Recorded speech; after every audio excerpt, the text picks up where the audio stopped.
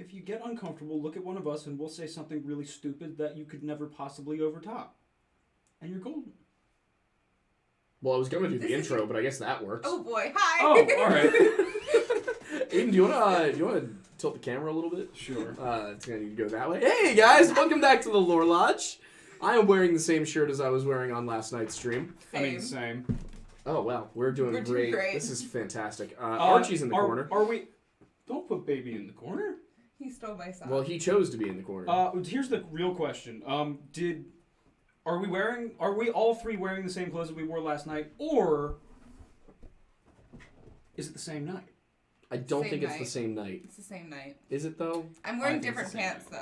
though. Is it really the same night? I think it's the same night. Oh, good God. Fair enough. Well, welcome back to the Lore Lodge, everybody. If you can't tell, we've had a long weekend and we're all very tired. Yes. Tonight, we're going to be talking about ghosts, which means that I'm going to do a little bit of a rant right now about what exactly ghosts are, how the lore varies across the world, and all that, so that Aiden has some idea what we're talking about before we jump right into Bekah talking about the history of theater ghosts. Also, we should probably introduce That's Bekah. what I was about to do. Okay, cool. So I met Bekah through him, and he met Bekah through School. Well, I was Swim going to say team. through the mosque, but Oh, fair enough. But it was swim mosque. team. yeah, you guys were praising Allah together, if I remember correctly. Yes, is that what Yes. chapel is considered now at the Episcopalian school? That Every we other day. attended? Yeah, every other day. Every other day.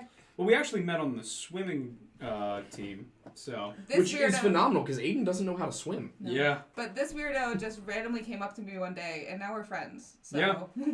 Yeah. Oh. And then she, in her introverted glory, said, person interacted with me.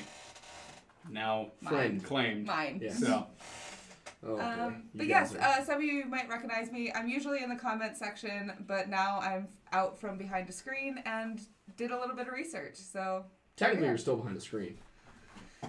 I'm on camera. Oh boy, don't be nervous. Stop I'm very nervous.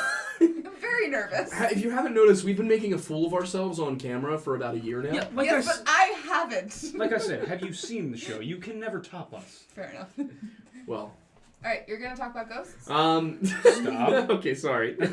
So, Ha. so to just jump into the ghost side of things. Let's. Ghosts are one of those things that only recently have taken on a kind of uniform aspect. Throughout history, ghosts were different depending on where you lived. Now, they certainly shared different aspects, such as the fact that they would generally appear as apparitions. They could occasionally cause disturbances that were, usually knocking something over, making a room chill. But that's about where the similarities stop. All throughout the world, you've got ghosts who are capable of possessing people. You've got ghosts that are capable of taking full corporeal form. You've also got ghosts that are capable of causing illness, ghosts that are capable of causing fires, all sorts of different things. It really depends on what tradition you're talking about. But Hollywood, over the past 10, 15, 20 years, has really distilled what something that is a ghost is. There's much less of the nebulous aspect of things, and now we've gotten down to an almost scientific description of what a ghost is. We've got ghost hunting shows where they are using electromagnetic field detectors and things like that to find out, is there a ghost in the room? But the story goes back a hell of a lot further than modern technology, and I think a good way to display that is actually one of the oldest practices in the world in terms of storytelling, which is live theater.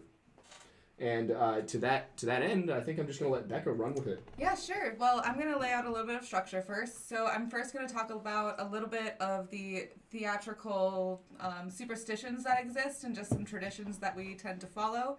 For some backstory, I am a theatrical technician. I work on everything behind the scenes, specifically in props. I've been doing this professionally for 6 years now. Has it been that long? 6 years. So I'm not so experienced, but I've had my own. What do you mean not so experienced? You just said 6 years. And you were doing it all of high school. And college. And college. And middle school. But after that, we're going to talk about some of the most haunted theaters on Broadway. And after that, we're going to get into my own ghost experiences, because I've had a couple. So we're going to start off with every single live theater is haunted. Nice. So it says. Is it because people die? Sometimes. Oh, okay. But it is said that the spirit of Thespis, Oh. who is the first Greek actor to step out of a Greek chorus, and start acting and began this whole tradition that we call theater. His spirit inhabits every single space. And that is why we're called thespians. We're all named after him. The second big thing that I want to talk about is the ghost light, which some people might have heard about. Have you heard of ghost light? No. So a ghost light is a singular light bulb. It used to be a candle, but a singular light bulb on a pole that is placed in the center of the proscenium arch at night when the rest of the lights are turned out. This is mainly due to safety because a theater is a windowless space.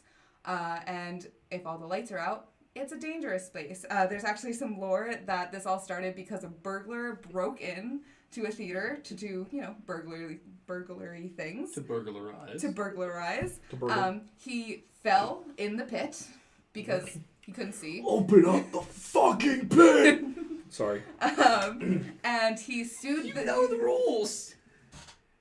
We're allowed to drop one. How far are we in? More than 30 seconds. It doesn't, yeah, We're it doing doesn't great, matter. We're folks. fine. We're Can't fine. be within the first 2 minutes. Got it. Okay, we're good. We're good. Anyway, he YouTube. sued the theater for damages and won.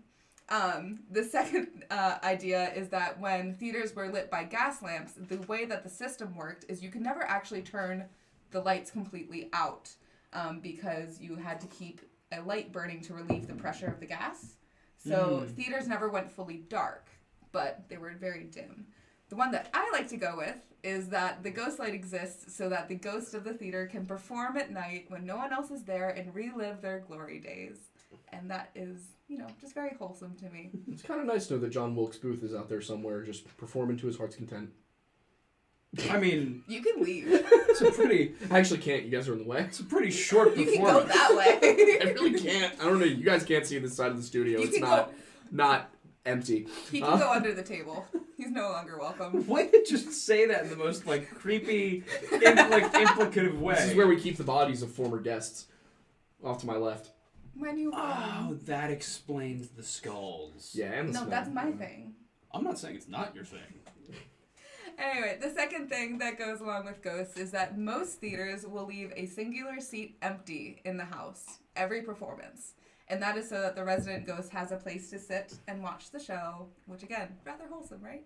Mm-hmm. Already I had no idea how superstitious theater was. We are so superstitious. Like, I knew- This is scratching the surface. I knew You there can't was... say good luck to them. No, it's break a leg. Yeah, No. I knew there were some I was a theater superstitions. No, you weren't. Yes, You're a fake one. I knew there were superstitions. I didn't realize that it went to the extent of, the physical building in which things occur in have specific, global standards I need to point in out. relation to superstitions. That's a lot. I need to point out a comment. Oh boy.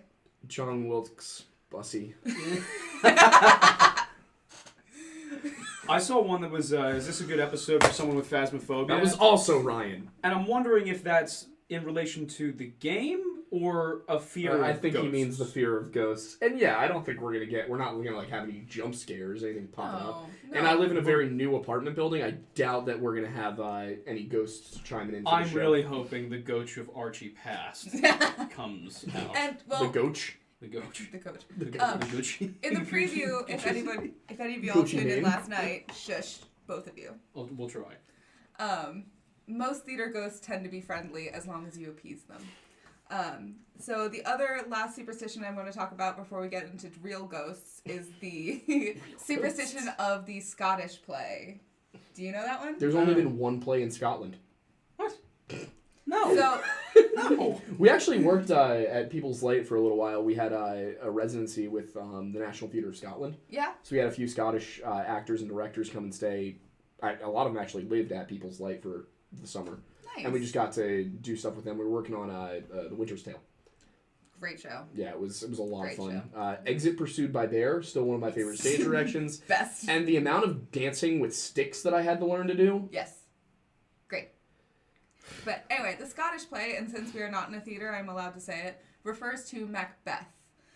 Macbeth, if anyone else knows, if you say the word Macbeth in a theater, it is cursed. And if you say it, bad things will start happening. But don't they say the name Macbeth in the play? You are allowed to say Macbeth if you are producing or rehearsing Macbeth. It's a very strange set of rules you theater people have. Indeed. We are a strange set of folks. That's Whoa, why, you got that right. that's why I fit in. That's why I fit in. There's only one scale above you, and it's the band kids. Fair. So it's a commonly held superstition. If you are an actor in a show, do not say Macbeth. You will get hazed, honestly, in order to appease the ghosts again. And when you say hazed, you will be made to knock on wood 3 times and run around the building 3 times, and have to be invited back into the building. This is a lot of exercise for most theater people. Have you seen Newsies? No. I love that you're right. I was a theater person, so yeah. Do you know how much dancing goes on? A lot of it involves sticks.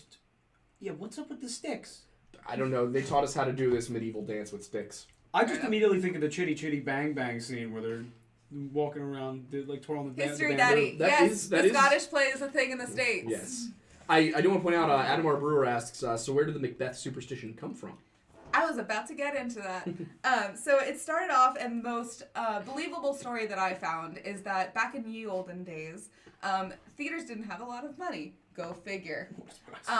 And Macbeth was a very popular show. So it was a show that a lot of actors already knew. They knew all the lines for, and also back in the day, actors had to costume themselves. So a lot of actors already had the costumes and the script ready to go. So if a show was flopping, the producers would start putting on or start whispering that we're going to do Macbeth next because it was a very popular show that would sell very well and make back the money that the theater had lost. So it kind of stems back to, if you started hearing Macbeth or started hearing lines from Macbeth, that means the show that you're in is about to close and wasn't doing very well. See, I like that because that's like lore. Like that is, I love that.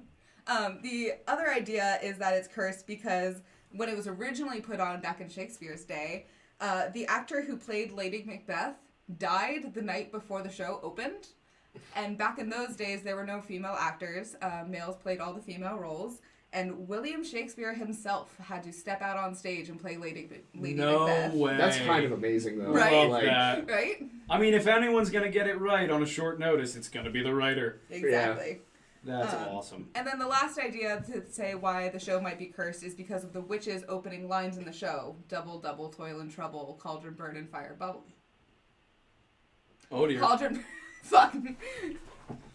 You're fine. Anyway, people thought that the incantations that the witches said at the beginning of the show were true and had cursed the show. I mean... We love the well-informed public. I will say, like, with movies, those stories exist today because, like, with The Exorcist, for example, people reported that it was, like, beyond haunted on set. Yeah. And the reasoning was that they were using authentic summoning rituals. Yeah. Like, and that the play was written to be accurate. Words. Not the play, the movie was written to be accurate, and the problem with that is words have power. Words have power. Yep. And what they ended up doing was that it's widely believed that they actually did summon a demon onto the set. Oh boy. Which, again, I was not there. A lot of this is hearsay, but, it's very common, the idea that if you... I'm saying it was Azazel. That's where my money's going. Okay, you Okay, boy. since you brought it up, Azazel actually has a role in Enoch. This is not a one-off demon. Azazel is the one who teaches human beings how to forge weapons and armor and to use makeup. So, makeup is a weapon? Yes. I mean, I guess you could put it that way. Makeup is a weapon. It's more because they were all made out of metal and you taught them metalworking. I mean, yeah. Early makeup was made with metal. Yeah, it was. Often lead. Yeah. Why does that not surprise me? And arsenic. Human beings have just been like, you know what's a fun metal to use? Lead. For all of time. Because it's so soft and it leaves itself when you draw it. Exactly. It's great. Anywho. Yes. And it gets rid of mental illnesses by making your life a lot shorter. By getting rid of the mental part. Exactly. I was just going to say, it gets rid of mental illnesses by getting rid of the mental part. Exactly. That's what I said. Yeah, but I was going to... Yeah. You said it louder. Thank you. You're welcome. Remind me of Jake I'm Watson. just your echo. Hey, my username is Echo on most stuff. Or Careful. before this it was. Yeah. Yeah. Back in the day. Careful. Also, they're requesting Careful. you say a specific word. And it's not the gamer word, so don't worry. Wait, which word? Milk. Yeah, I'm going to say milk. Milk. I guess that's... It's like with Isaiah. Whenever he's on, they want him to say giants. Why? Because I guess he does it in a funny way. Oh in a no, few the of his cult of videos. succubussy is back. Yeah. No surprise. I was actually talking with Ryan, with History Daddy, earlier, and apparently the cult of succubacy is very anti-taxes. So I'm kind of on board. No, but you're the leader of the Wendussi cult. Yeah.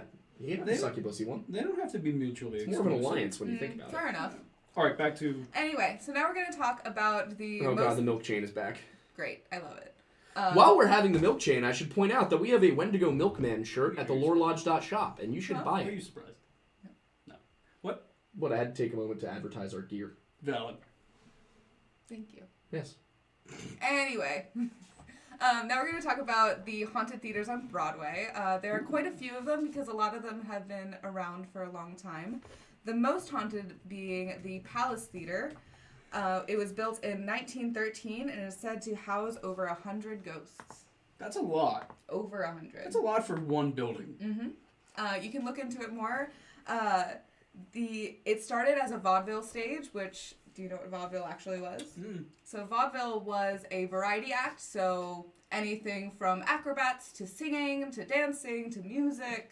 So PJ's on a Saturday night. Yeah, basically, you know. Got it. Sort of, yeah. And then It it was a was variety show. converted to a cinema in the Great Depression because, no one had enough money to produce a show. Yep. And Remember when movies were the cheaper option? right? They still are. Are you kidding me? Compared to live shows? Well, per patron ticket, yes. Yeah. Per production, no. Oh, what? We don't spend millions of dollars on a show. Oh, right. Yeah. They spend sorry. at least several dozens. I'm serious. They I've been spend- involved in theater all my life. They spend money. Yeah. These people do not make a lot of money, and nor do they spend a lot of money. Yeah. The biggest budget that I have had as a props master was $1,000. As a props master. Mhm. For all the props for Yep. a show. Yeah, $1,000. What show was it? That was Full Monty. I know the name. I don't recall. It is a show about male strippers. Nice. It's a great Magic show. Mike. No, it's about a bunch of steel workers who are out of work, so they decide to strip to make money. That sounds actually really fun. It's a lot of fun. That sounds hilarious. It's a lot of fun. Full what? Full Monty? The Something full, anything to do with Monty Python? the full No, hog. so Full Monty in certain regions means to get naked. Oh. Did not know that. We're learning a lot tonight. We're learning a lot tonight. I like having people who know more than us on the show. It's kind really of fun. I know more than you. About this specific topic, yeah. Yeah. True. Anyway, some of the specific ghosts in the Palace Theater are a white-gowned cellist who plays in the pit along with the orchestra, a sad little girl who looks down from the balcony. Like Aiden? Yes. A man in a brown suit who walks quickly past office doors at night. A boy who plays with toy trucks on the mezzanine. No, that one's me. That's true, That's yeah. true. That is you. We just watched Spirits down near the Cimarron, My child. and It is not. Aiden's entire focus was on the trains. It is not the train's fault. No. To be fair, it is because who was it that made the objection of the train? Was it you or was it Kat? Yes. It was both Okay. of them, actually. It is not the train's fault. It's the train's fault. It is the fault of the individuals who could not build a proper railroad and decided to move a train off rail by carrying it over a mountain via multiple dozens of horses. Also, I'd like to point out that this is still on topic because the name is Spirit. So, I do want to point out, you know what we should do? We should start a distillery Call it Spirit. called Spirits. Stallion of cinnamon. No, but Spirits. Lore Lodge Spirits. It makes sense. Yeah. That does make That sense. makes sense, yeah. That makes sense. Yeah, it's coming to a liquor store near you. All right. Whiskey that we made while drunk. Terrible the best idea. kind. Yeah, exactly. No, but I do terrible want to idea. just address a major plot hole in the film.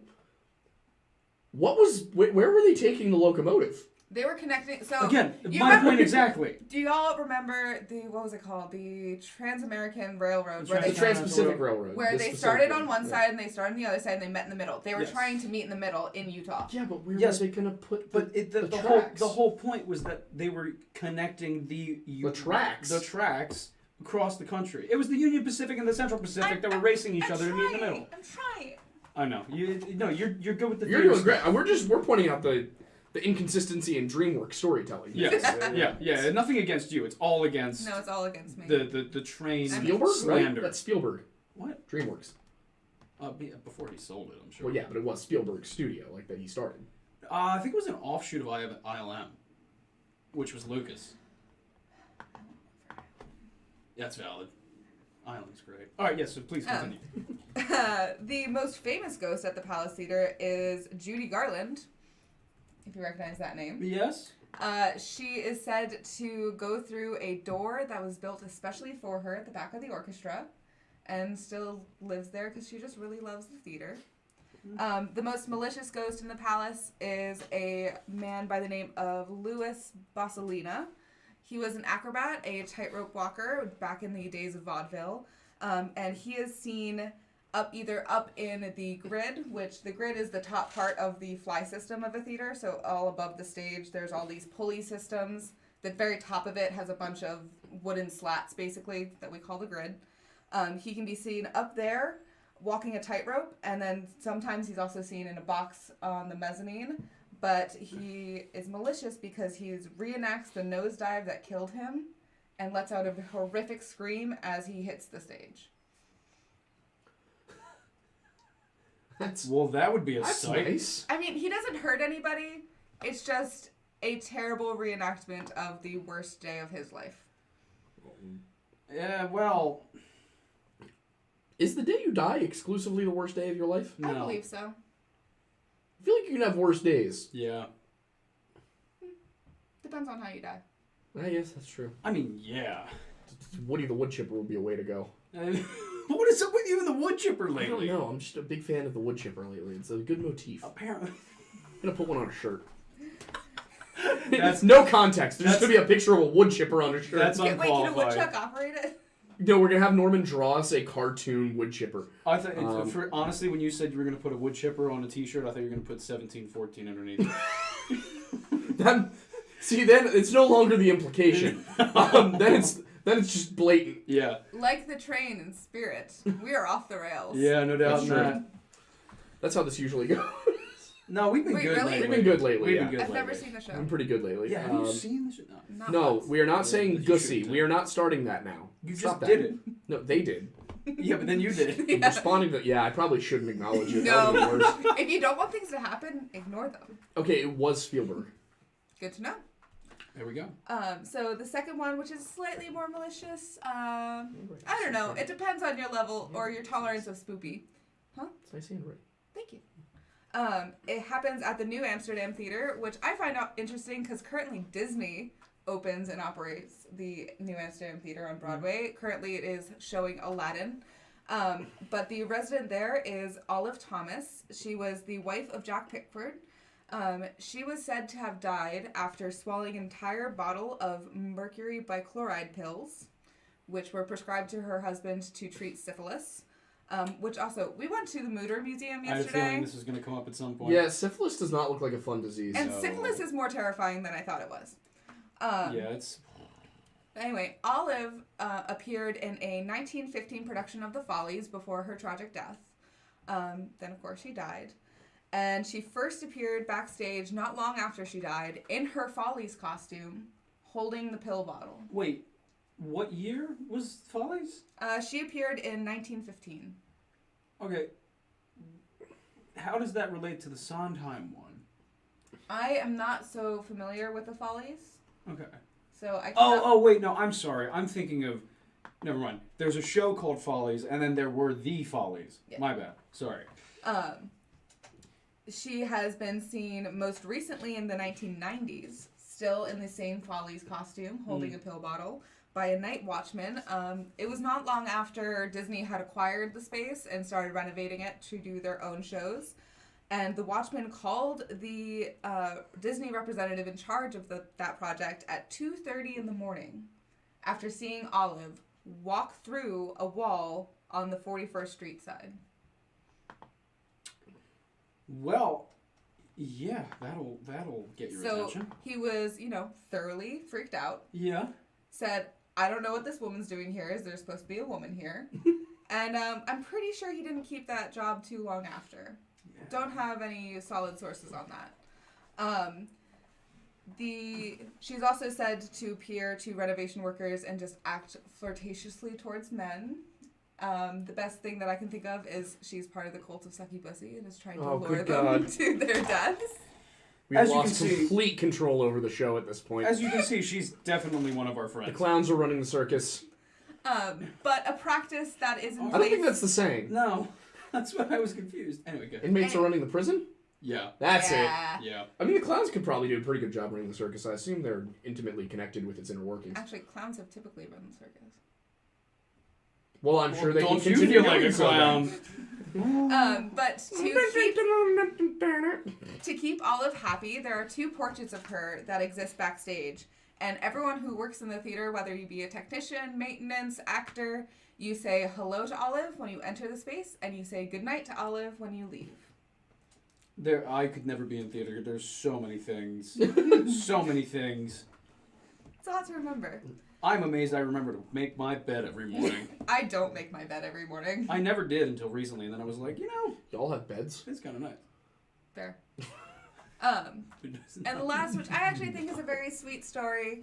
Again, just a guy who loved the theater and decided to stick around. Happened at the Belasco Theater. It was built in 1907 by David Belasco. And I went out with a he... girl named Belasco once. Maybe Her she's, last name was Belasco, maybe obviously. she's in the theater. Maybe.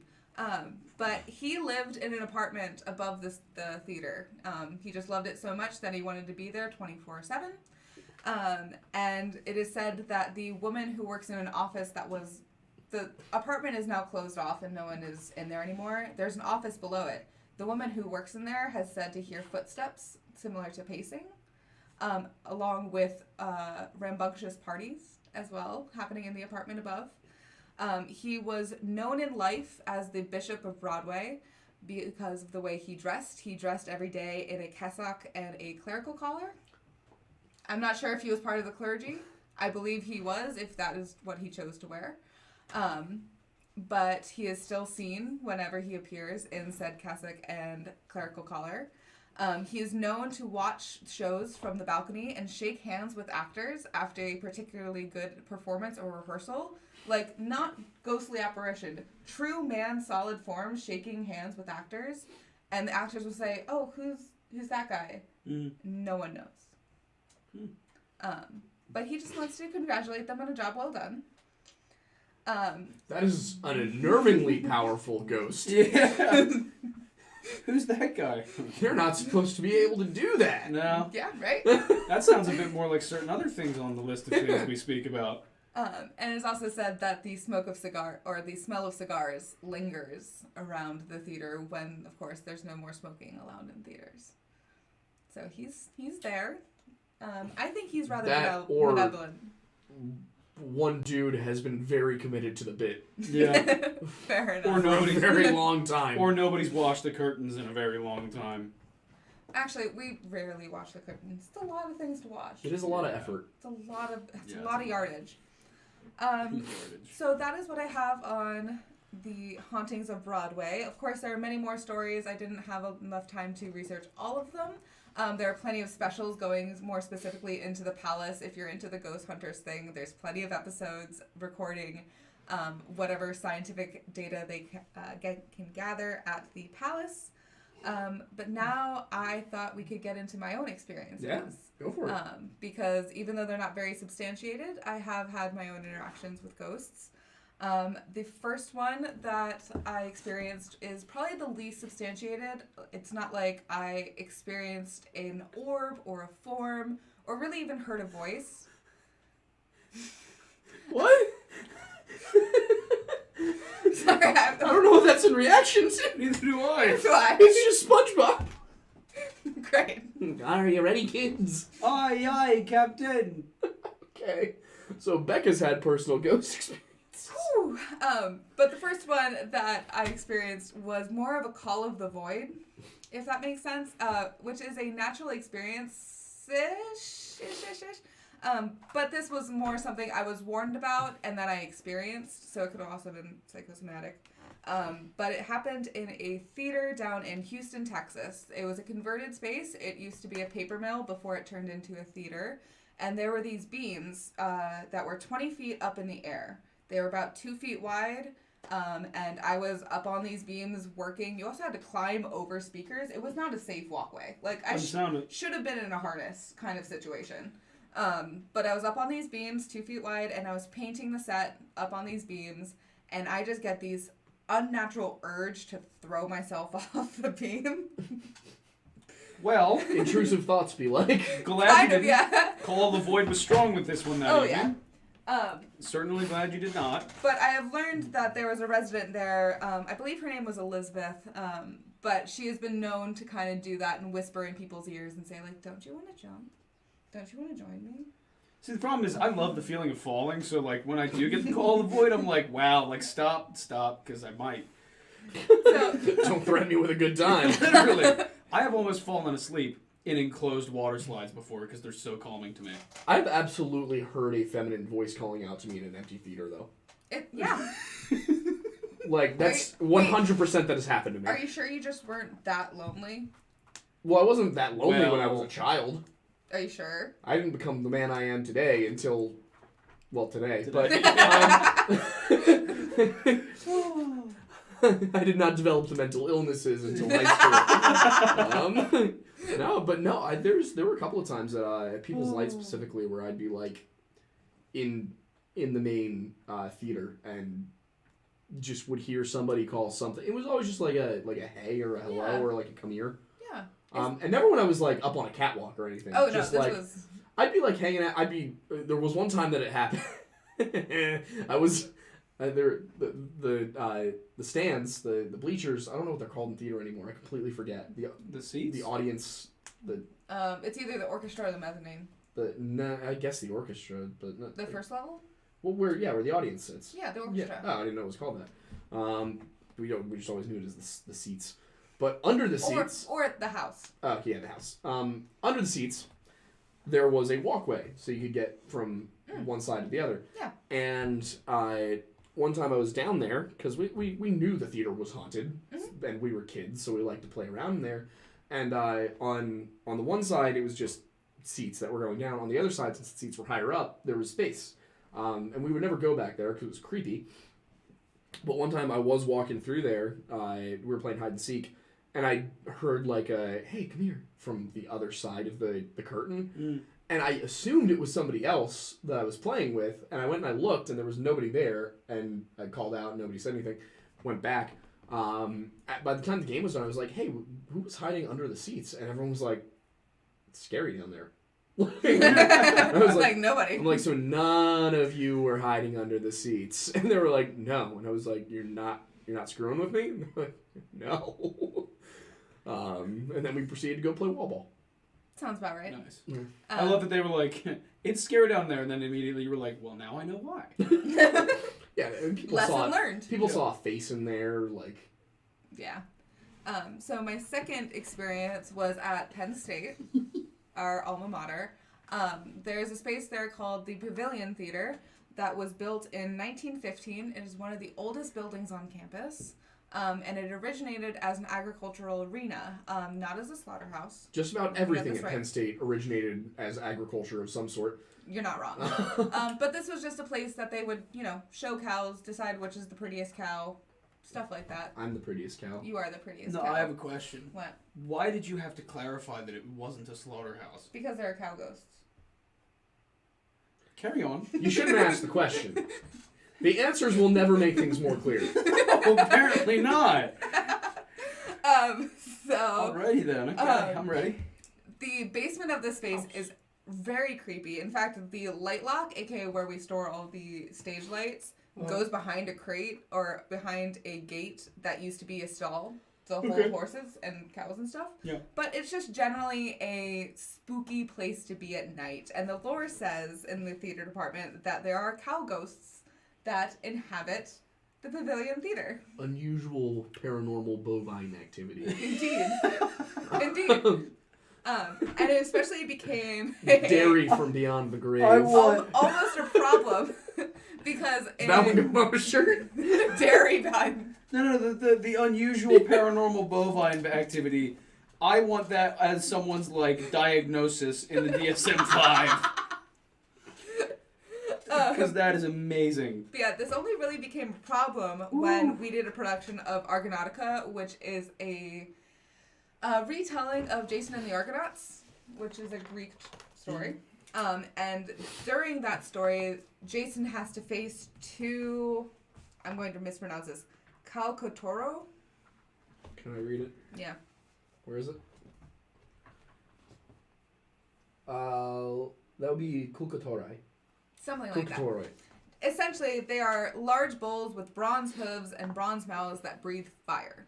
Nice. For this production, we had built 2 cow puppets that were operated by 2 people each. That's one does. They breathe steam out of their noses. They're really beautiful puppets.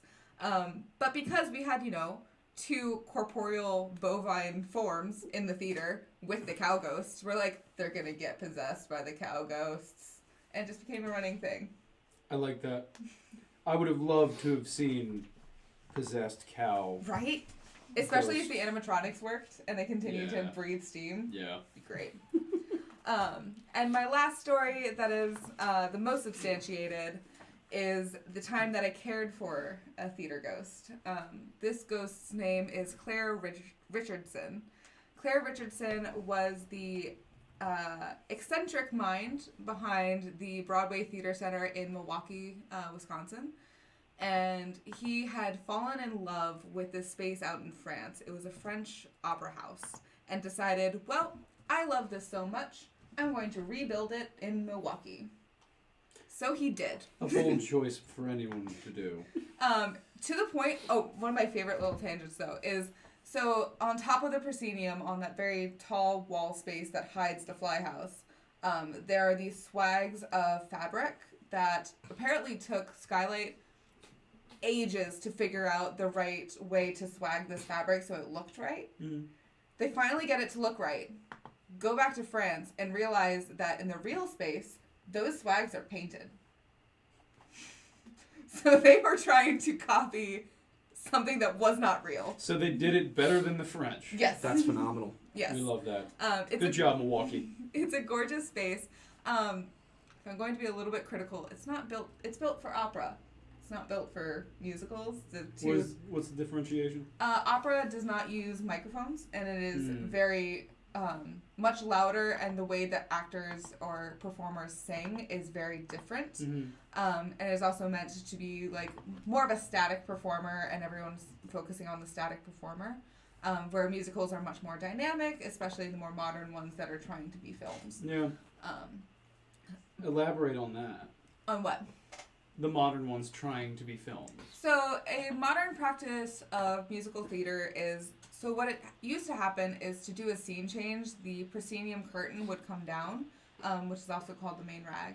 It would come down and hide all the technicians and hide everything so that a scene change could happen without the audience seeing. Nowadays, scene changes are happening during the show, so it's actors carrying something off and like trying to make it as seamless and make the show stop as little as possible, which provides different challenges. And that's just because also musicals are trying to take place in more locations, which is an issue, and we can only do, musicals are easier to produce when you repeat locations. And in film, you don't have to worry about that as much. Yeah. Anyway, we were talking about Claire. Claire was this eccentric guy, loved his theater, and in his will he had written that he wanted his remains to stay in the theater. And so they do.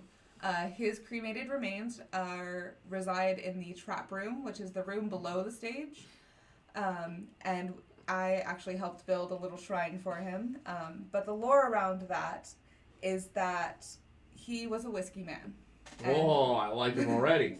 Loved Wait, a his French whiskey. guy who liked whiskey? He wasn't French, he was American. The name Claire is not French? He came from America. Weird. To my knowledge. I mean, but it is I didn't said think the French could stomach such hard liquors. I don't. The French are weak, Aiden. They're So- a weak race. on the vendetta list we have Ohio, France. Well, yeah, France is simply the Ohio of Europe. And you would know? I've never been to France, but I assume it's not a very pleasant place. Mainly because the French are there. But they have a town called Nice.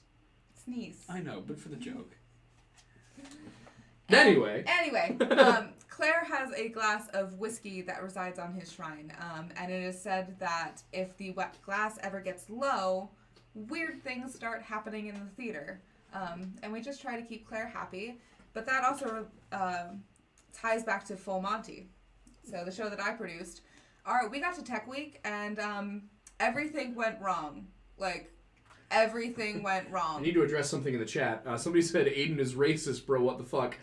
No. You see, because that would require that the French were people.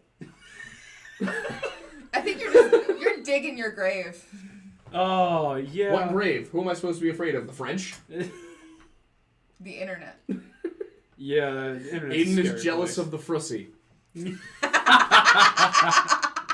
There's also a town called Fromage.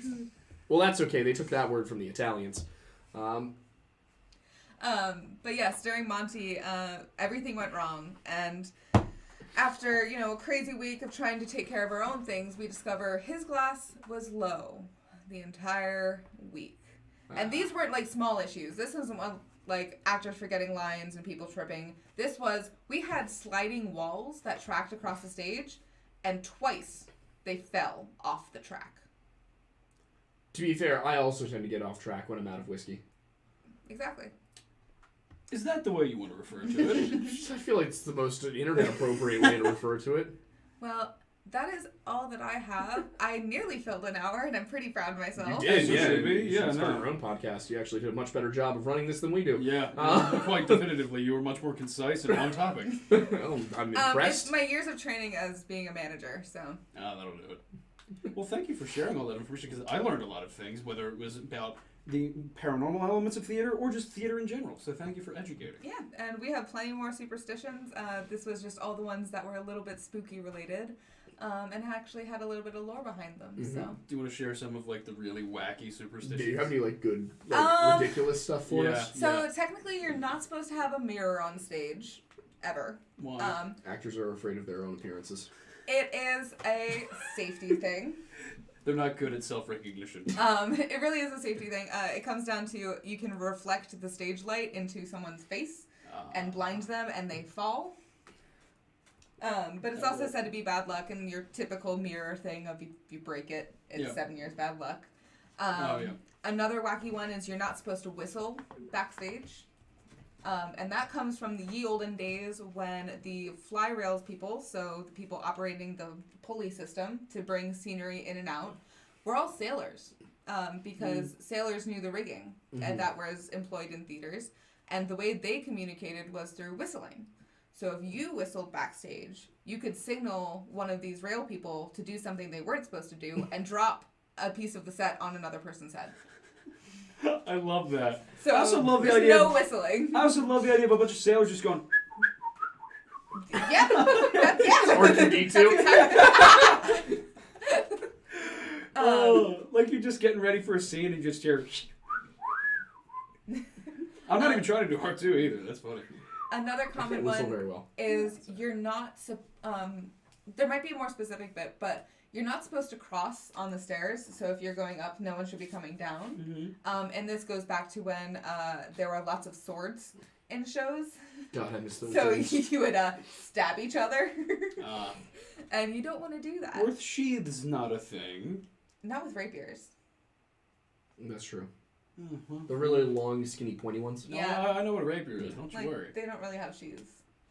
Fair enough. They're just giant, like, pokey sticks. Yeah. Oh, and the weirdest one to me is that you're not supposed to have a candelabra with 3 candles in it on stage. And if you do, the actor or actress who is standing closest to the shortest candle will die next. I don't know why that is. Okay, yeah. I'm still stuck on the guy who, like, appears fully in corporeal form and shakes people's hands. Oh, yeah. Isn't he Yeah, that's great? pretty cool. Like, just... What was his name again? I think my favorite was brown suit guy who just hurriedly walks places. That's great. Love that. The little girl who you have to say goodbye to and hello to everyone. Her name is Olive. She's not a little girl. How old was she? She was a grown woman married. Oh, I thought, for some reason, I thought you said that she was, like, a teenager. No. She was grown woman married. Damn. And, tries to seduce you if you don't say hello. I mean, it's been a while, man. I know that's the opposite of your experience. I could use some female attention at this point, even if it's from a ghost. Same. Oh. It's just nice to be wanted, you know? Yeah, valid. Eli requires a thank you. Thank you, Eli. But that said, we are approaching Question 8 p.m., Yes. so I think it's time to transition to question time. I think so too. We only have Bekah here tonight, so if you have theater or ghost questions, I think this is Or the also time. just general questions about these two, because I've known them for nearly a good decade. God, not our lore. Oh. But remember, we answer super chats first, and then we'll get to Yes. as many non-super chat questions as we can. Remember, super chats do help fund the show. We are on to May, which means that we do have a new set of subscriber goals, or Do we know of what donation goals. Do we know what we got to in the last one? I will check. I know we at the very least hit the Food Network episode. Oh, So we will be nice. doing a recorded episode where Aiden and I will cook a dish. that'll be fun. I think the fun way to do this would be for me to create the recipe and you to cook it. That'd be hilarious. This one can't cook. Yes, I can. You set off the fire alarm. No, Pat did. I watched you Uh-huh. put seasoning into pasta while it boiled. Yeah, because you put it in the water, it absorbs like tea, and then that water gets No, absorbed by the no, pasta. no. Oh yeah, Nope. I know my Nope. cheat codes. Nope. Wrong. I know my cheat codes. Wrong. And they want you to get a mullet. No. You would look terrible in a mullet. Yeah, I know. Oh wait, maybe I was the one that needs to get a mullet I because have they said been- it'll make me need a I French have been man. You trying to should grow get a out mullet. this I can't hair grow a for so mullet. long You that can get nothing will extensions. stop this from happening. Yeah. We will need to think of new donation goals though. We do have 5 weekends in this Meta month. lore? Yeah, meta lore about us. Yeah. You can get a mullet, or I will make you meet a French. Oh yeah, it's definitely in relation to you, Yeah. because you're the French hater. It's not hatred. I would It's love. lack of recognition of their Yes. existence. I would Right. love to explore an abandoned theater. I was recently at Eastern State Penitentiary, and I just love ruins. They're beautiful. So I like Whatever to you're- ruin things. whenever I'm back in There's a lot of town ways you can go with that. and we find one, we're going. My name is Jeff. I like I'm trains. just reading off chats at this point. Hammond for $5. Do either of you ever go to the Cloud District? Oh, what am I saying? Of course you don't. You guys don't get it. No. Where's the? What are you trying to do? I'm trying to. I feel like we missed chats. I don't know. No, we didn't. Oh, We it keep track is. of them. Yes, I will answer your question. Maybe So not. my favorite show Fair that enough. I've worked on. That's a tough one. How So- many have you worked on now? Don't ask me that question. That's not a bad thing. Also, it's increasing the validity of your experience, which you downplayed. All right, let's see. I guess we're gonna go from professional career. So I did 1, 2. There were 8 in that season, and 26. Well, while you're figuring that out. Over 50 shows. I worked on over 50 shows. Whoa! She making the prop. She make it a prop. She make it a people. Oh, I have not worked on the show, but the one that I want to work on is Sweeney Todd. Duh. Yeah, that's right up your Duh. alley. The special effects for that show alone is enough to sell me on it. Not along with just the spookiness of it. I also like to say that I am a person who does theater. I'm not really a theater person.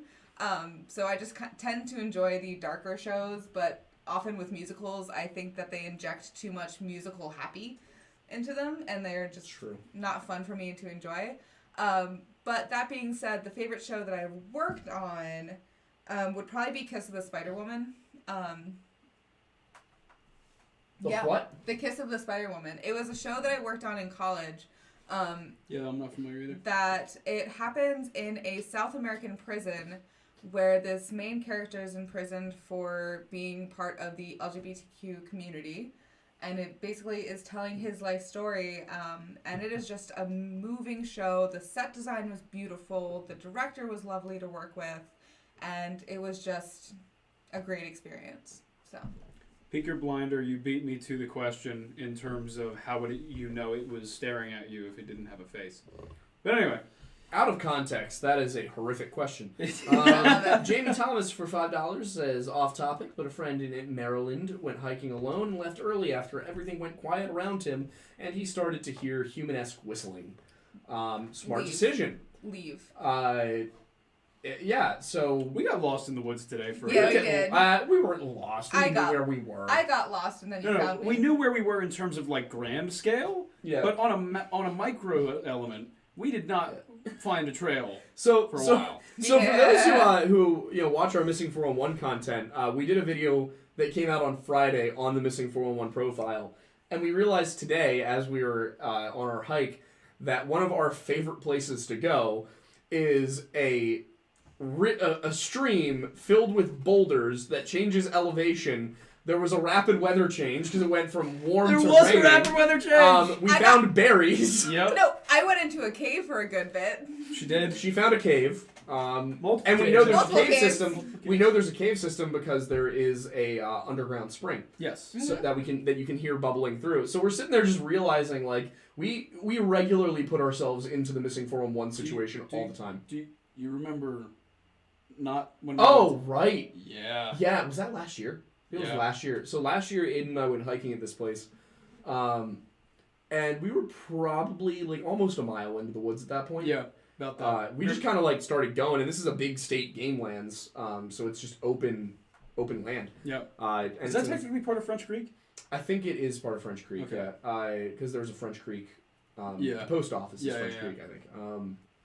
At least had the words French Creek on it. Yeah. But we got about a mile into the woods. You couldn't really hear other people, but it's an active forest. There's deer and birds and squirrels. And we realized that it had been a few minutes since we'd really like heard people talking. We're like, oh, we must be pretty far out. So we stopped and just listened, and it was dead quiet. Nothing at all. No birds, no animals. Yeah, no. And we both we're standing there and we're both just kind of taking it in for a second, and then we both just kind of look at each other. I have a video Do you? somewhere of how quiet it was. Yeah. And we were just like, well, this is mildly concerning. By the way, this was before we started I know. any of this. I know. For those who were watching, we had not started doing this yet. I was interested in this stuff. I'd started like researching it, looking into it. Yeah. But this was probably March 2021. March or Okay. April, yeah. Okay. Yeah, it was around this time a year ago. Yeah. But you had the right instinct. Yeah, we decided to leave. Yeah, we and that was before I knew any of the details. I was like, yeah, it's really quiet. This is a bit weird. It was just unsettling, and you couldn't see anything but trees. Well, it was just the fact that you couldn't there weren't even birds around. Yeah. It was like, It was very creepy. yeah. All right, let's see. What was the question? Aiden, answer. Did they almost become a missing 411 case? Yeah. We probably also got a lot of Go down. well, Kat got a bunch of thorns on her leg today. I I hope don't know she's what that is. feeling better with that. We also may or may not have gotten some poison ivy. No, we Definitely definitely got some poison ivy. Yeah. But I just want to address the super chat though. Yeah, like if you hear human-esque whistling in the woods, leave. There's Yeah. Yeah, There- just leave. there is no reason that you should hear whistling in the woods. People do not whistle at each other or communicate in the woods. You might hear one of those like really loud like horse whistle Like the- type thing. Yeah, I can't do that. I can't either. If you I hear should. that, that's probably a person. But just like, yeah, if you just hear like whistling, don't go near that. However, if you're curious about the Woodland Whistler, the drink that we were drinking last night, the Yeah. recipe is on the website, Delicious. lorelodge.com. Absolutely delicious. Again, that's lorelodge.com, not thelorelodge.com, because somebody already bought thelorelodge.com, and whoever you are, your mom's a hoe. I think there are more. There. Ah! Yeah, it Is is. $5? Thank Is you, we Iz. should be friends. She also likes Sweeney Todd. Let's see. Thorns Hammond generally do $5 not says, mess around. if you three could talk to one cryptid or mythology creature without getting killed, who would it be and what would you say to him, her, it? Yeah, What? Nessie. Nessie? I would like to talk to the Holdefolk and know how they hide so well. The what? The Holdefolk? They are an Icelandic, I guess, type of fairy that hide in rocks. And yeah, Oh, okay. I want to know how they hide so I can do it better. They're chilling. I'm torn. One would be the Watchers from the Book of Enoch, because I'm curious just about everything from that period. In biblical history, like what was going on, Mm-hmm. what was the world like before the flood. Fair. I feel like they would have a lot of knowledge, and also, there's a lot of lore there. The other one would be the Yule Lads. The what? The Yule Lads. Forgot about them. They are personified versions of the 12 Days of Christmas, but they are, rather than being like gift-giving creatures like Santa Claus, they are a menace. Like bowl licker, spoon licker, skeer gobbler. Sink liquor? I don't think sink licker's in there, and you're in timeout. I'm taking your pillow privileges tonight. Okay. I don't know what that's supposed to mean. I'm taking her pillow. She No, doesn't not get a that. pillow. The sink. It was a Discord thing a while back. Yeah. Yeah, all I'm thinking of is, like, if Nessie was real and I was capable of speaking with it, I would love to hear those stories. Oh, absolutely. The question was, Aiden, if you think French people are inferior to you, doesn't that make you an ethno-fascist? No, again, because you keep using the word people. No, I'm kidding. The French are people. The French are people. The French are the people. British are people. Everybody is people. But I know where I was gonna go with that. I don't know where you're going. No, I actually don't. I don't hate the French. I just like to meme on them. Yeah. They are very memeable as people. And out of all of the European populations I have met, the French were the ones that were the most anti-American. So it's just you gotta like, throw it back at So them. they don't like you, so therefore you must not like them. Yes. it's on-site beef Then between how- Madison and the French. How are we friends? No, it's on-site bouffe. Buffet. Because you're not French, you're American. You sure? Yes. Positive? Yeah. Were you born in France? Maybe. No, you weren't. Was she born in France? To be honest, I wouldn't be surprised. How do you not know? You've known her a lot longer than me. How is Don't really. this would come out. You're not French. the birthplace of an individual in specificity to, like, locale is not necessarily something that frequently naturally comes up in conversation. Fair enough. Dude, Moses just casually described another race of beings in 2 sentences and proceeded to not. I think he meant elaborate, but. And the sons of God came unto the daughters of men and saw that they were good. What do you mean? No. Wait, yeah, say that again. What? That's the line from Genesis. No, say it. No. I need- There's no way. Where's your Bible? Actually, right here. On brand. I mean, Yeah. we just did the Weird Bible podcast on Thursday. Yeah, well, we're having a recap. Do you guys want the interlinear? No. It's got a screwdriver on it. I'm not really sure why. Because you were trying to take apart your Xbox yeah. controller. Okay. The French like to swim with the Spanish, Admiral Nelson told me. Yeah, accurate. Very accurate. Okay, Good old we Nelson. have, Genesis 6. Here we go. And it came to pass, when man began to multiply on the face of the earth, and daughters were born unto them, that the sons of God saw that the daughters of men, they were fair, and they took them wives of all they chose. And the Lord said, My spirit shall not always strive with man, for that he is also flesh, yet his days shall be 120 years. So basically God's like, you really weren't supposed to interbreed. I'm going to cut your lifespan. Considerably. Got it. Interestingly enough, humans don't generally live past 120 years. That seems to be our upper limit. I mean, yeah, generally it's not much past 100. Yeah, but like that seems to be like the Good to limit. know that even God was against The French. Yeah, Waterloo he sure was. Yeah, I love, this is like my favorite, honestly my favorite little bit of the Bible. It's not like the most meaningful to me or anything, but it's just like the most puzzling, because you literally and it came to pass when men began to multiply on the face of the earth and daughters were born unto them, that the sons of God saw the daughters of men that they were fair, and they took them wives of all that they chose. And the Lord said, My spirit shall not always strive with man, for that he is also flesh, yet his days shall be 120 years. There were giants in the earth in those days. No. This is how I envision that, right? Somebody's like taking this down, and it's going like this. Ready? I'm gonna perform it. No, okay. This is the theater episode. And it came to pass when men began to multiply on the face of the earth that the daughters were born unto them, and that the sons of God saw the daughters of men, that they were fair, and they took them wives, all of which they chose. And the Lord said, My spirit shall not always strive with man, for that he is also flesh. Yet his days shall be 120 years.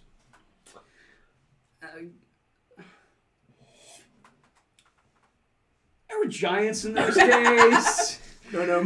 There's a better way. Shall be in 120 years. Yeah. There were giants.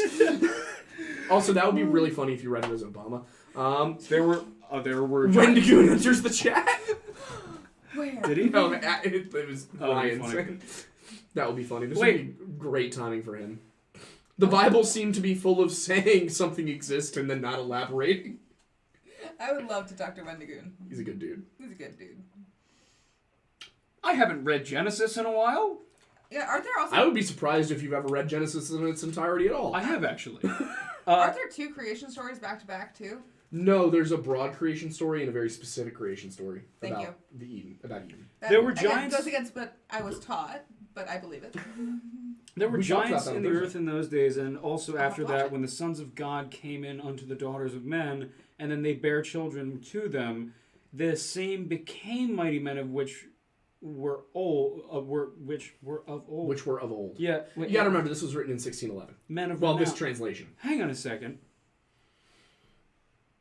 Because it sounds like if we're Aiden finding out about Nephilim for the first time is very funny. No, because my point here is that we're recognizing the giants as Nephilim, correct? Yeah, that's the Yeah. literal translation. It even says so at the bottom of the page. Lit So, Nephilim. and so after that, when the sons of God came in under the daughters of men, are the sons of God also Nephilim? Sons of God are angels, the Watchers. Got it.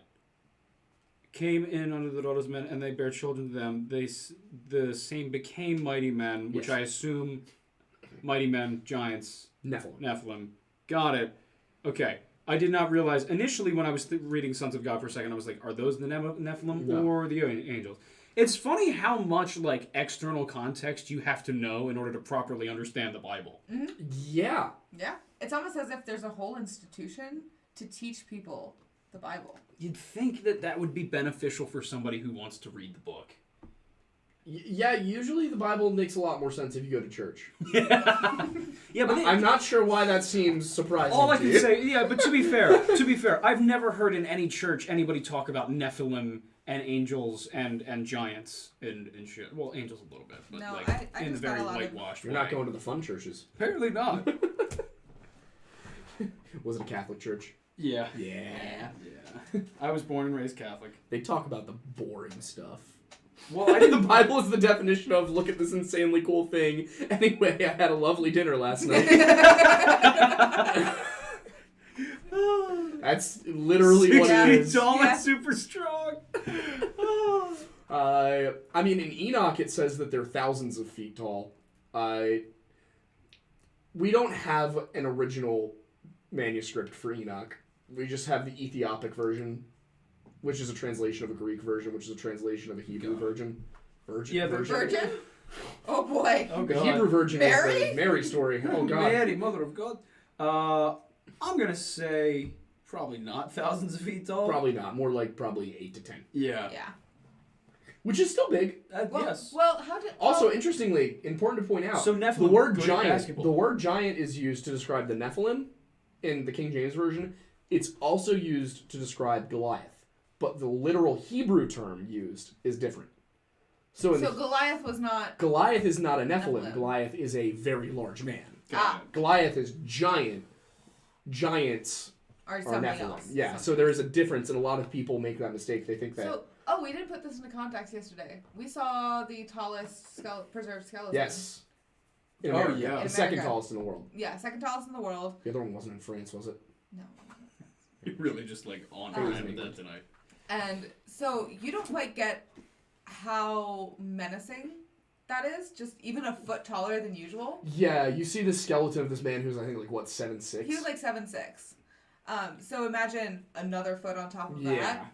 It's, You have to remember, I'm used to seeing people I a foot know. tall. Okay, but You this little is corgi Aiden, boy. this is another foot taller than Rex. I know, but I'm used to seeing someone a literal foot taller than me every day. That's true. So It's okay, little corgi boy. I got my stumpers. May not be thousands of feet tall, but he's got a lovely personality.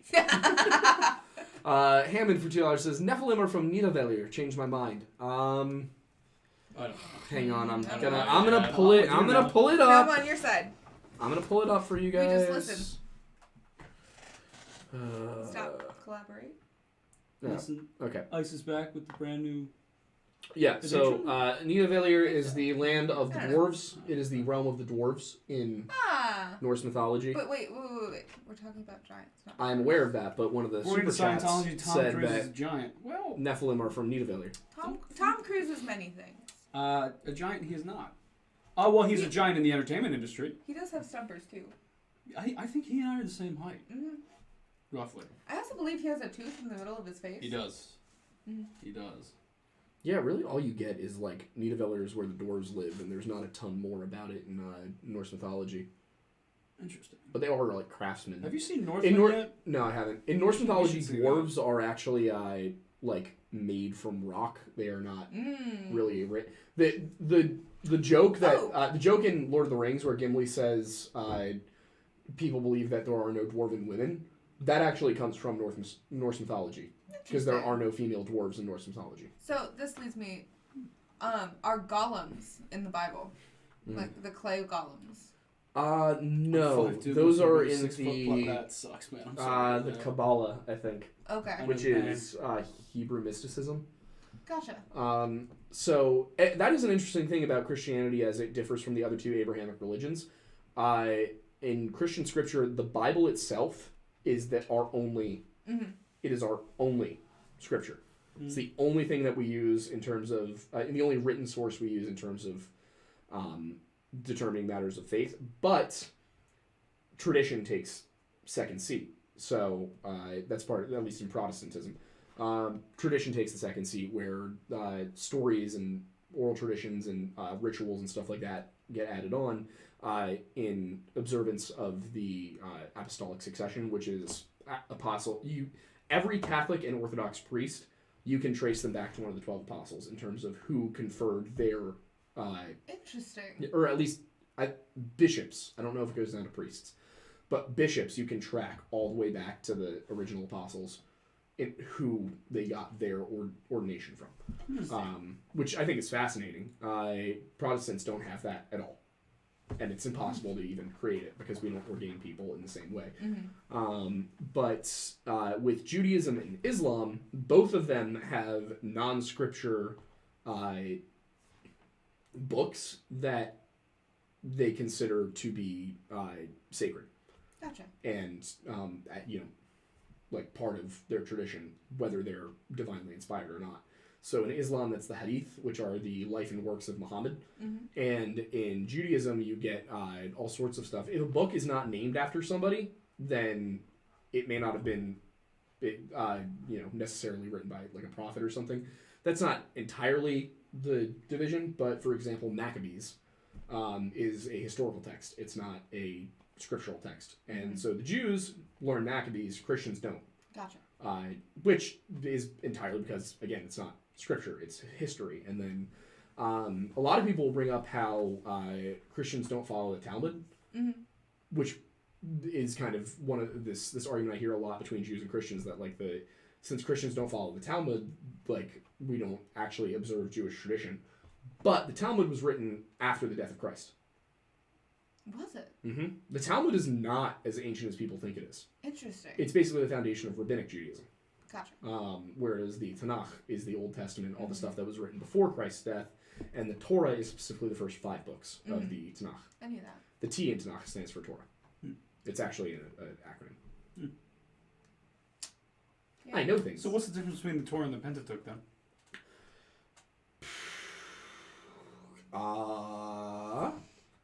Pretty sure language, unless Okay. I'm mistaken. So I think Pentateuch is the first 5 books. Yeah. Yeah, Torah. Got it. Because I remember I learned everything about the Old Testament Yeah. using the Hebrew. We did not at Penn State. that's We did cool. not do the Greek, Yeah, which 'cause a lot of schools will teach you in Greek terms. At Penn State, we learned in Hebrew. Oh, that's fine. Yeah, because one of my classes with Dr. Rowe, I don't know if you took that one. It wasn't ethics. It was specifically one on the Torah. I might have. The one that Dr. O taught that I remember more clearly was Deliver Us from Evil, which was a deep dive into how evil is described in Christianity, at least in his interpretation of Christianity, and how we are supposed to avoid it.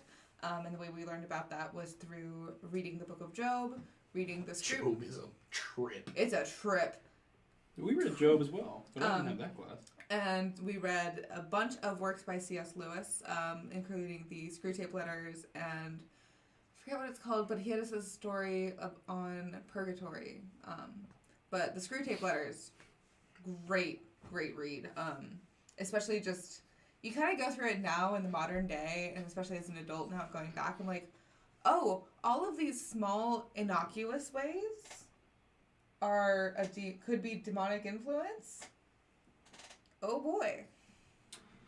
See, the downside about our school is that I like that we had the freedom to choose the classes that we wanted to take as much You as guys we are did. getting Thornbussy Lord. But I wish that we had more time to take more of those classes. Like, We had chapel every other day, I know. and I avoided it. Yeah.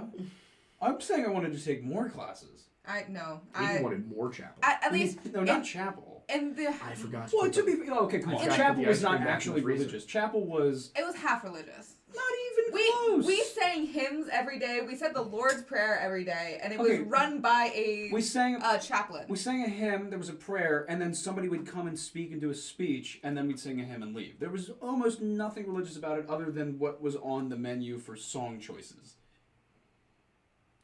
So, I will still stand. The headspace that I was in high school, I would not have been receptive to more religious classes. Now, well, I just wanted I to would take more gladly. classes with Dr. Rowe. oh, absolutely. Yeah. What a great man. Fantastic man. Fantastic man. I have Fantastic no idea man. what's going on right now. We're just talking about high school. And like, because I would have been interested in taking more science classes. Like, I wanted. Does Like, EA I have any ghosts? I mean, so it was... not on that campus. Yes, it does. What? It was built That is a new campus. It's Yeah, a new getting campus. that. I've been to the old but, campus. I Fox, can't Fox Chaser. Yes, that. Fox Chaser. Fox Chaser. Oh no, Foxcatcher. Foxcatcher. What's Yeah. Foxcatcher? What was the dude? I can see his face. The guy, Steve Carell. What about? No. No, he played the him in the DuPonts. movie. The Yeah. DuPont. It was... So the new EA campus Uh-huh. is built on DuPont land. Oh, Yeah. I knew a guy who actually was one of the wrestling coaches for that exact DuPont thing. Yeah? Yeah. The fun stuff? Yeah, his name was Brick. I still haven't. That's not a joke, and he was one of the other bouncers at Doggies. I worked. worked shifts where I was bouncer with a guy named Brick and a guy named Stone. I'm not kidding. That's fake. That's No fake. way. I'm 100% 100% serious. fake. No way. Brick just disappeared one day. And that is why, based on true stories are better sometimes. And and Stone accidentally made chlorine gas not once, not twice, but thrice in the bathroom. Don't do that, kids. No. Just don't. Best to avoid chemical warfare if you could. When am I releasing the Dryas Key? I am not releasing the Dryas Key, but hopefully it is possible that a studio might release the Dryas Key sometime. I am in discussions. What is the driest key? It is the script I wrote. Ah! Yes, for the movie. Did you read it? No. I don't think so. That's great. Send I'll it. send you a copy. Yes. Gist of it is that there is a professor at a college, and he, during his PhD work, his supervisor disappeared in a cave system while they were out doing a dig in Ireland.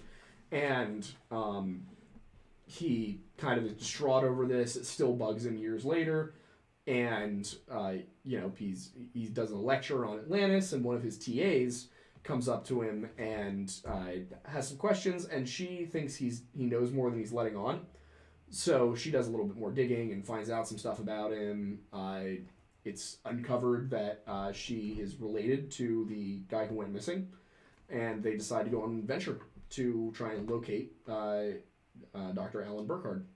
That is a great preview. Yeah, and it Great involves name. the Freemasons. Yeah. It's a great name. What? Alan Burkhardt? Yeah. Love that name. It involves the Freemasons and the Illuminati. It involves the FBI.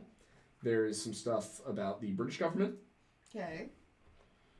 York County, PA is in there for a hot second. Just cuz.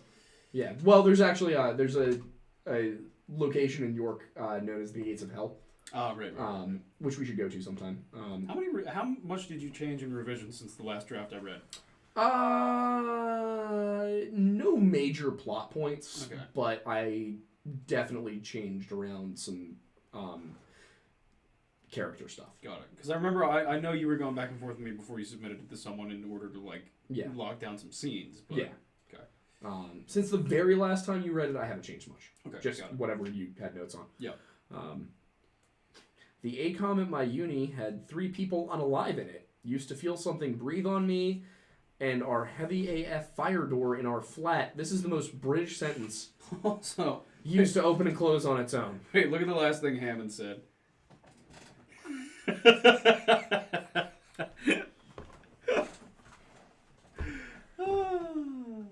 You feed into this. Don't you love our fans? Oh, it's weird being able to say, being in a position where I can say that. Thrice is not You an have fans? accident. That's weird. I don't. Will I get in trouble if I say have more Freemason than one fan. sissy? Freemason sissy. Oh, good God, guys. Nothing I'm aware of. Why have you done this? If you ever appear in the Discord. Ah, fuck. I can't believe you've done this. Fuck. We've done. Well, okay. I censored myself because, are we past the limit now? I said fuck. Fair enough. I don't know. I don't know how any of this works. Neither do I. I am bumbling my way through. I'm just a guest. Bumbles bounce. What? Yeah, I knew someone was gonna get it. Oh, I did. I read it in my head and then forgot that I didn't read it out loud. Plaz says, gotta I do find that way too descriptions of much. Metatron and Sandalphon. I have yet to find Metatron in actual scripture. I'm hoping I will. I don't know if he's actually in... And Metatron is the one who's supposed to have written. He's in the Talmud, that's why. Talmud and in some of the Kabbalah. Yeah, so I haven't gotten into the Jewish mysticism or the rabbinic Judaism stuff. Most of what I studied was Temple Judaism. So, and pre-Temple Judaism. But after the destruction of the Second Temple, my knowledge of Judaism is very limited. Fair enough. Valid. To be fair, your knowledge of Judaism is better than most Christians. That is Yeah. true. Yeah.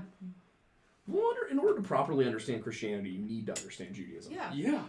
Which is also why I'm glad that they had the class Peoples of the Book, Yeah. which was a class about all of the That's the one I very took.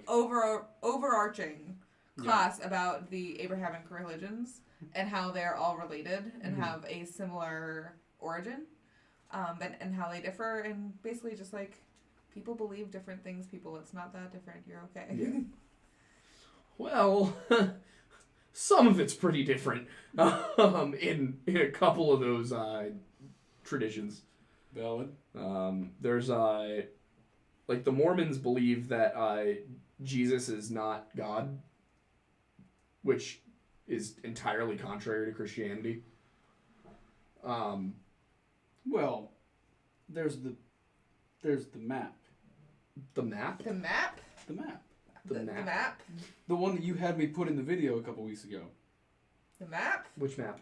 The little triangle map of Oh, yeah. yeah. Yeah, no,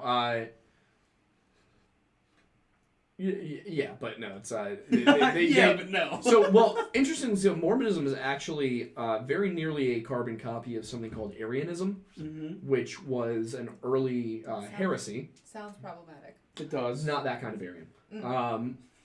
But it was the doctrine of Arius, who was a Christian preacher who preached that God and Jesus and the Holy Spirit were not one being in 3 aspects, but rather 3 separate beings, one of which was the all-powerful creator being God, and then Jesus and the Holy Ghost were more like archangels. An even higher class of archangels, Gotcha. which got him slapped by Santa Claus. That's not a joke. That is one of my favorite things about Christianity. Santa Claus slapped a guy. The actual Santa Claus slapped a guy in the face. When he says Santa Claus, he means Saint Nicholas. I understood that. Who was the Just making patron sure. saint of children who would drop gold coins down chimneys and they would bounce up into the socks that were hanging by the chimneys. Oh. That's where stockings come from. Hang on a second. Oh, yeah, That's so a by the different way- that's a different origin story than I've heard. Wait a Yeah, second. because No. everyone's wrong about Christmas. No. Because you're so right. Yes. No. The Well, most we actually have the stories greatest from- proof of divine intervention I have ever heard of is him dropping gold coins down chimneys and then ending up in stockings from bouncing. That's some divine intervention right there. That is that is how the Santa Claus going down the chimney thing got started. That is why you have stockings. That's why Santa Claus is associated with chimneys. But the trees. The trees are a Germanic pagan thing. That speak for the trees. That eventually got wrapped into it. Vietnamese. This has been my entire last week. Has been me looking into the all these videos where they're like the true pagan roots of Christian holidays, and they're always wrong. Yeah, they're always objectively wrong. Because you're always right. No, because they say that Easter was in celebration of a Germanic pagan goddess whose symbols were rabbits and eggs, and we have exactly one attested mention of Estra in history, and the Germanic tradition of rabbits and eggs did not begin until the 1500s, and Easter almost everywhere else in the world is known as Pasqua, or Pascha, not Easter, because it comes from Passover. Because Easter, the dating of Easter is due to the dating of Passover. That's why it changes every year, is because Passover is calculated with the lunar calendar. So in order to calculate Easter, you have to calculate using the lunar calendar. I'm so glad you're proving yourself correct. I was going to say, you can tell he did his research. He's also had practice. Very years true. And years of practice, of being stubborn. Yes. Well, he's also gotten better at, like, not saying things when he doesn't know something. That, and he's less dickish about it. Yes. Less. We love personal growth. Improvement. I am not perfect, but I am improved. Indeed. That's all we could ever hope for I am ourselves. enhanced. Pagans trying to take Christian holidays aided habits. No. Elaborate. No. Also, yeah, where did the whole bunnies and eggs thing come from? I saw a video on the Mormon creation myth and it seemed a tad racist. Sorry. I started reading that the second you said that. That's fine. But no, the Mormon creation myth does say that the descendants of Ham, who are Ham, Shem, and Japheth, are Noah's three sons. There's no way. Ham and Shem. No, Shem. Oh, Shem. Ham, Shem, and Ham, Shem, and Jam. Yeah, but it's Masha and Betty. But yes, Jazz. Ham, Shem, and Japheth. Ham is the youngest, and he walks in and he sees that Noah has gotten a bit drunk and fallen asleep naked in his tent. And he goes out and he laughs at it to his brothers, and his brothers go in and walk in backwards so they don't see Noah's nudity and put a garb over him. And as a result, Noah condemns Ham, who is also Canaan, to be subservient to Shem and Japheth. And the Mormon creation myth says that black people are the descendants of Ham. Oh, for the love of Christ. Well, first of all... And one translation does use the word slave rather than servant for Ham in relation to Shem. It says that so the King James says that Ham shall be Shem's servant, whereas the version the Mormons used said Ham would be Shem's slave. And so that's how they justified slavery in Mormonism early on, and also not giving black people certain rights. So yeah, the Mormon creation myth is a tad racist. Yeah, just a bit. Just a bit, apparently. Yeah. And then what were you saying? Where did the whole egg bunny thing come from? That's not something I'm totally clear on. I've heard a number of different versions of it. It seems like early on it was a practice regarding rewarding children for Lent. Yeah. So if you got through Lent, you got to have, colorful stuff, and rabbits are soft. I don't really know.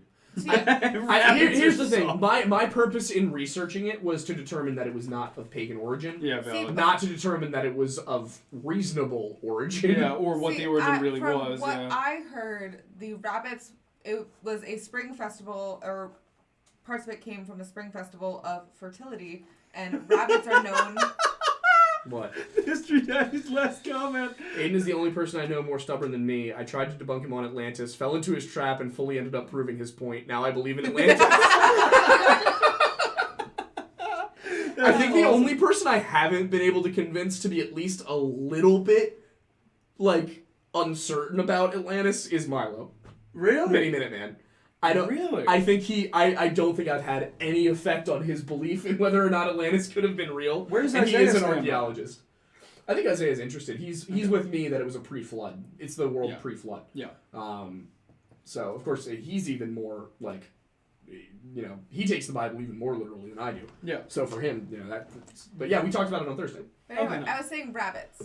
I've heard that rabbits came from a spring fertility festival, and rabbits are known for being rather fertile creatures. Yeah. So it could come from That's something for like sure. that, giving a gift or giving a sacrifice of rabbits, and same thing with eggs. It's a symbol of fertility. That makes sense. And yeah. it's important to, fertilize the land before you plant the crop so that you get a good harvest. Yeah. That was tracks. my understanding. I have no sources. Don't believe me. I'm sticking with that. I'm using you as a source. Oh, boy. Alanis Morissette. wait. Why? Why? Yeah. So this. Atlantis. Atlantis Morissette. So Now that's an artist I can get behind. Okay, so hundreds of years ago, churches had their congregations abstain from eggs during Lent. Okay. So that's where the eggs issue comes from. Understandable. The bunny part seems to come from Germany. It got to America via the Germans in the 1700s. And their tradition of egg laying. Egg-laying bunnies. According to some sources, the Easter Bunny first arrived in America in the 1700s with German immigrants who settled in Pennsylvania and transported their tradition of an egg-laying hare called Osterhase. Of course it's the Germans and of course it's Pennsylvania. Yeah. Hey, those might be my Because of course it is. Osterhase. So basically what we're learning is that the Amish are why. Gotta love the Amish. Osterhase. Osterhase. Also, they're not traditionally associated. Bunnies are not traditionally associated with Easter in every country, which entirely debunks the pagan origin thing. Yeah. Because Yeah. if Easter were originally a pagan holiday, then any country that has I learned German just because I think it's funny. Osterhase und Krankenwagen. yeah. For those who don't speak German, he just said Easter Claus, the egg-laying hare, in the ambulance. Oh, yeah. Too many eggs. Sorry, not Easter Claus, Easter Hawes. I don't know. Their children made nests in which this creature could lay its colored eggs. But yeah, it's definitively not from Germanic practice. It's just a little. Now, funsies. I will give you It's this. for funsies. Yeah, exactly. It's for the kids. It's literally for the kids. FTK. So, FTK? Fun. That just happened. They did really Yeah. well. They did. Thon? It's a dance marathon that happened. 46-hour dance marathon. To raise money for to raise money fighting for childhood cancer. cancer. This is a Penn State thing, isn't it? Yeah. Yeah. Well, it's now all over the country, but it started at Penn State. Started at Penn State, Um, and the theater department is usually one who helped produce it. But so It sounds like a certain man in Oh my gosh, 1940. God. your mom as was I really said, nice. no lore can be harmed if Thank the lore you. lodge is armed. What? No lore can be harmed if the lore lodge is armed. We are That, armed. that belongs on Yeah, a shirt. we are Yeah, armed. yeah. Oh boy, it's the Amish. That's also going on. Oh boy, it's the Amish. Do you remember the TV show Amish Mafia? Yeah, there's no Amish mafia. There's no Amish Mafia. I need you all to understand, if you're not from Pennsylvania or Lancaster, Ohio, everything you see about the Amish on TV is a lie. It's fake. They are literally just like they're the descendants of German farmers who decided that technology peaked in 1700. And honestly, they're just vibing. They just vibe. And they're really rich. Yeah. It's yeah. Like, They do They're keep. just vibing. Sometimes they clog up the roads with their buggies, but Yeah. that's about it. They're much like They make much. great furniture. Oh yeah, and houses. Mm-hmm. But much like with Jewish culture, community is extremely important to them. They would rather have a strong, close-knit community than the benefits of technology. Mm-hmm. They essentially consider the belief is that the outside world is tainted. So they were the hipsters of the Industrial Revolution, and its consequences have been Yes. travesty for... Before the seen their Industrial visual art? Revolution. No, what?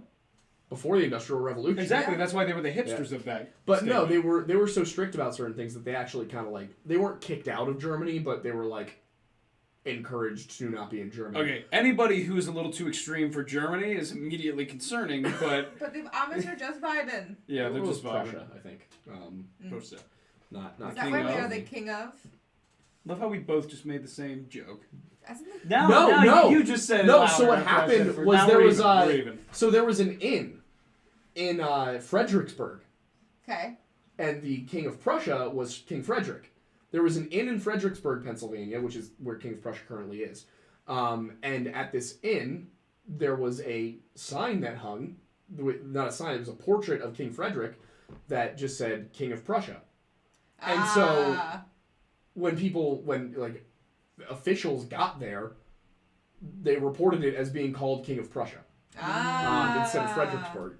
So it became King of Prussia, which it really makes no sense as a town name. No, not even close. Especially considering King of Prussia is essentially entirely commercial. Oh yeah. Yeah. There's It's just maybe the two, mall. there's Literally just a maybe mall. two Just the neighborhoods mall. that are in King of Prussia. Yeah. Like, Yeah. It's just this weird little like commercial development between Lower Merion and Valley Forge. You're gonna need to translate that for me Hang because on, I don't 1 second. I don't know German that well. Please do more millennial stuff. Oh yeah, I saw she's back and she hates charter schools now.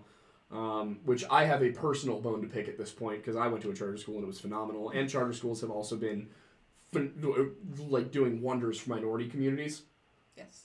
Like, yeah, you can be mad about the ones that end up being, money laundering or scams or whatever. Be mad about those, but that's 1% of them. Yeah, The vast majority of them are filling niches that are not available. Don't throw the baby out with the Yeah. bathwater. So they've been massively helpful. Watch out, Waiting for Superman. Yes. The documentary Waiting for great Superman. That Yeah. does a great job talking about charter schools and the actual intention, the actual reasoning behind them, which is to help underserved communities. Yes. Also, Mom, thank you for the donation. Yes, You're very kind. You just paid for dinner. All right. I'm gonna have more rice after this. What was the one that I need to translate? Easter Klaus has abolished the Reichstag, but he wants me to say it in German. I don't know if I can say that one in German. I don't know if I could come up with No, that. that's what I'm saying. Google Also- Translate. Oh, well, what it means is Easter Charles has abolished the Congress building. To put it in terms you'd understand. Yeah. Easter Easter Charles. Wait, why is it Charles? because Klaus is from Charles, I Oh. think. Easter Charles, as a Brit, our depiction of the Amish is hyper-religious and mildly sexist, but they can build a barn in an afternoon, and also Mennonites are like Amish extremists. It's true, they can build a barn in They an can build a afternoon. barn in an afternoon. It's really That's impressive. It's great. But yeah, No, no. when you got 100 people doing it, I mean... Yeah. And the way they can just move a barn. Yeah. All right, So well, great. we got it. Osterklaus hat den Reichstag abgeschafft. Abgeschafft. The word for abolished is apparently abgeschafft. Abgeschafft. Oh, I need to learn German. These are so I fun. want to learn German too now. Let's all learn German All right. together. Jeez. All right. Germans are the sidekicks of the French. Now we're doing I don't know that the Amish lore. French or the Germans would agree with that. Archibald. That's what I was Doing pointing out. I was all like, this historically, time. that has not been the case. Hi, baby boy.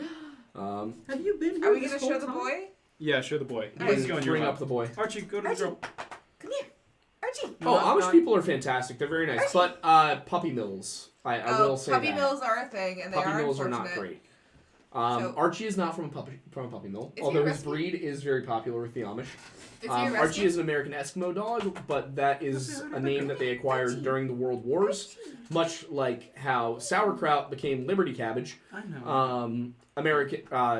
The American Spitz became the American Eskimo, and he's very cute. He's adorable. I don't know why you always gravitate to me. I'm honored. but, He's the like, sweetest of boys.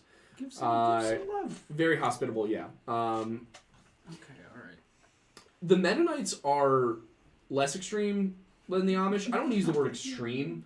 Yeah, they're less strict about Yeah. technology. Yeah, their personal technology is okay. Mhm. They have electricity. They have running water. Some of them drive cars. Yeah. It's more about for them. There are certain saying? what you see with Mennonites is like cultural modesty, Yes. if that makes sense. It's Yes. more about being modest and observant and maintaining social structure. Border Collies are a great alternative to Eskies if you're thinking temperament. Yeah, I can agree with that. Archie is such a I- sweet dog. He's very loyal. Come here, buddy.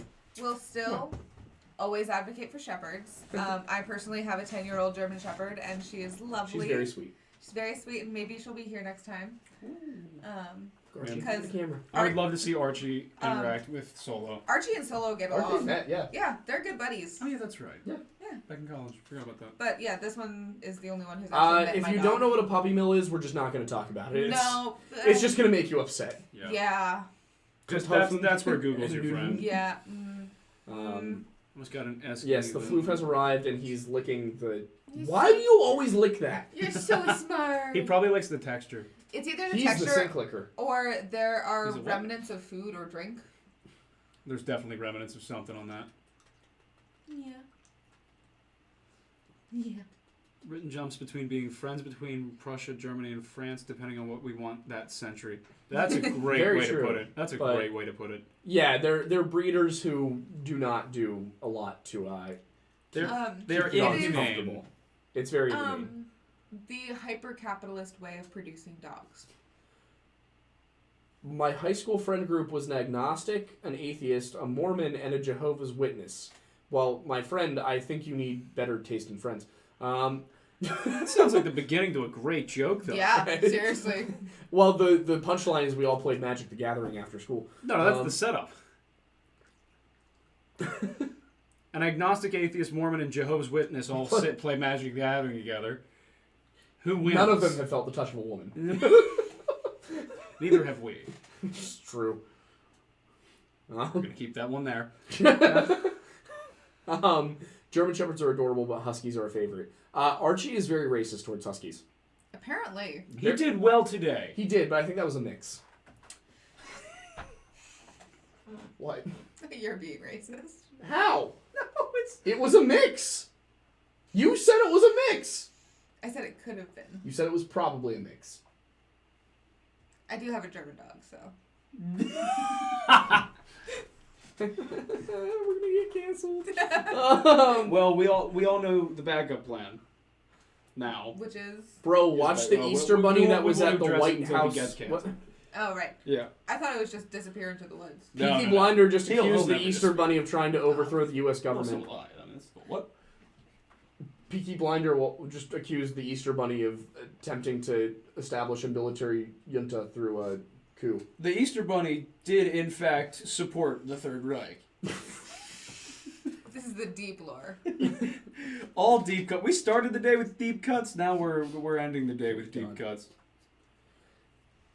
Our parents have a Shepherd Husky mix. Oh, Yes. you can mix this Yeah, guy. fine. You can mix him. Well, not him.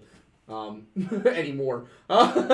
He's no longer mixable. But you can mix American Eskimos with Huskies and get something called a Huskimo, and they're adorable. Yeah. They're so cute. They're the cutest dogs. I just want an American Australian. Poor history, Daddy. I'm sorry. I'm sorry you had to do that. Yeah, I just want to talk to him. Great. Yes, I'm right there with you. Oh, that's awesome. Hang on, I need to... oh, gosh. What? Hang on. Oh. Oh, no, I'm going to put him on the screen. I also just lost the signal. What? Oh, A no. Huskimo, yeah. I messed up. I can't grab... Hi, buddy. I can't grab it anymore. There we go. Wait. You good boy. No, that's Discord. You good boy. Yeah. I'm struggling so bad right now. You are on the struggle bus. I'm just trying to get this up here. I'm trying to move this. Where are you going? What is It's happening? stuck at the top of the screen. What you think you're Hang doing? on. You're doing great, sweetie. All right, I've completely lost control of the plot. Great. Well, All it right. is about time. Yeah, look at these things. Look at them. You're just staring at Look at him. That's adorable. They're so cute. Come on. They're so cute.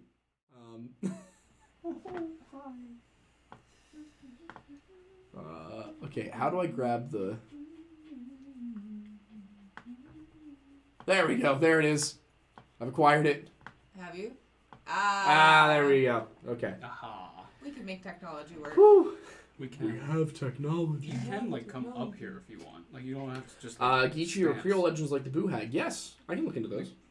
I have a list right here. I'll add it to it. Your way. We've got a long list of things to cover this year. Like we have topics for the rest of the year. Good. Do we? Yeah, on this list. Nice. Oh yeah, right. The list. The list. All right. The list. Bless boy. This Okay. this is one of those times where it really just is just no thoughts. No thoughts whatsoever. All right, but guys, it is getting close to 9 p.m. We have not eaten dinner. Yeah, we should do Yeah, that. I'm eating. So we're going to hop off and do that. Thank you all so much for watching, and we will see you again in a week. Yes. We Thanks shall. for stopping by the Oh Royal no, Lounge. no. Not you. Not you. Yeah, not I'm gonna me. be in Miami. Just this one. Sorry, guys. You'll see me. I guess I'll find another co-host. Wait, isn't it the If I'm done Mother's- work by that point, I might be able to call in. Isn't it the Mother's Day episode though? Well, my mother is apparently not doing the Mother's Day episode because my little sister needs help moving out of college. Oh, selfish. That is a complete joke, by the way. But, all right. What were you doing? Bye, guys. Have a good night. What are you doing?